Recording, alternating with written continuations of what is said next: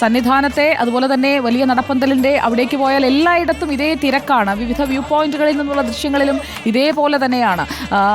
എത്ര നേരം വേണമെങ്കിലും കാത്തു നിൽക്കാം, അയ്യനെ കണ്ടാൽ മതി.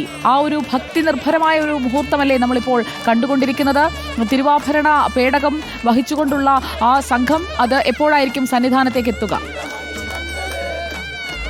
ചരക്കുത്തിയാലിൽ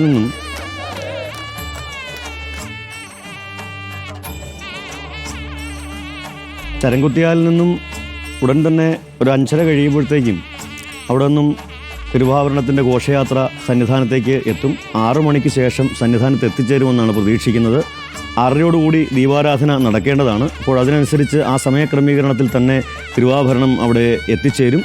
അത്തരത്തിൽ എല്ലാ ഭക്തജനങ്ങളും തത്വമസി എന്ന് പറയുന്ന ആ മഹത് വചനത്തിൻ്റെ അർത്ഥം മനസ്സിലാക്കിക്കൊണ്ട് ആ തേജസ്, ആ പ്രകാശം അവരുടെ ഉള്ളിലേക്ക് നിറയ്ക്കുവാനായിട്ട് കാത്തു നിൽക്കുകയാണ്. അത് നീയാകുന്നു എന്ന് പറയുന്ന ആ തത്വമസി എന്ന് പറയുന്ന ആ അർത്ഥതലത്തിൽ നിന്നും അത് എല്ലാം ഞാൻ തന്നെയാണ് എന്ന് പറയുന്ന അഹം ബ്രഹ്മാസ്മി എന്ന് പറയുന്ന മഹത്തായിട്ടുള്ള വാക്യത്തിലേക്കുള്ള പ്രയാണമാണ്.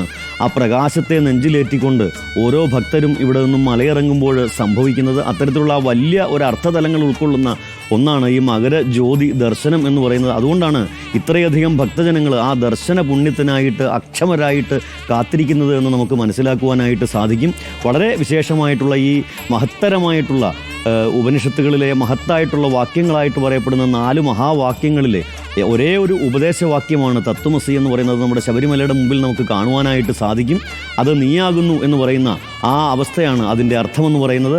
അതിൽ നിന്നും അതെല്ലാം അയ്യപ്പനാണ്, എല്ലാം സ്വാമി തന്നെയാണ് എന്ന് നമ്മൾ മലയിറങ്ങിക്കഴിയുമ്പോഴും ചുറ്റുമുള്ള എല്ലാത്തിനെയും നമുക്ക് സ്വാമിയായിട്ട് കാണുവാനായിട്ട് സാധിക്കുമ്പോൾ ആ അയ്യപ്പൻ്റെ ആ ധർമ്മം അവിടെ പാലിക്കപ്പെടുന്നു. ശാസ് അനുഷ്ഠാനെ മാർഗദർശന എന്നാണ് ശാസ്താവിൻ്റെ വിൽപ്പത്തി എന്ന് പറയുന്നത്.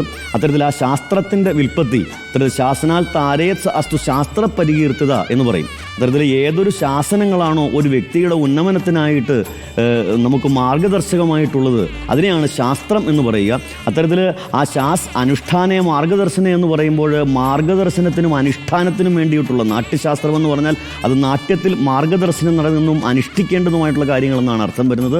അത്തരത്തിൽ ഓരോ ജീവിതത്തിൻ്റെ ഓരോ മേഖലകളിലും എന്താണ് നമ്മൾ ചെയ്യേണ്ടത് എന്നുള്ള ശാസ്ത്രമായിട്ട് ആ ശാസനങ്ങൾ പുറപ്പെടുവിക്കുന്നവനാരോ അവനാണ് ശാസ്താവ് എന്ന് പറയുന്നത്. അത്തരത്തിൽ അവൻ്റെ ആ തേജസ് ഏറ്റുവാങ്ങി ഒരു സ്വാമിമാർ അവിടെ നിന്നും മലയിറങ്ങുമ്പോൾ അവരുടെ ജീവിതത്തിൽ വെളിച്ചം പിന്നീട് നിറഞ്ഞു നിൽക്കും എന്നാണ് വിശ്വാസം. അതിനു വേണ്ടിയിട്ടുള്ള കാത്തിരിപ്പാണ് നമ്മളിപ്പോൾ കണ്ടുകൊണ്ടിരിക്കുന്നത്. ഭക്തിസാന്ദ്രമായിട്ടുള്ള ആ സന്നിധാനത്തിൻ്റെ അന്തരീക്ഷത്തിൽ അവിടെ മകരവിളക്ക് കാത്ത് എല്ലാ ഭക്തജനങ്ങളും അവിടെ കാത്തു നിൽക്കുന്നു.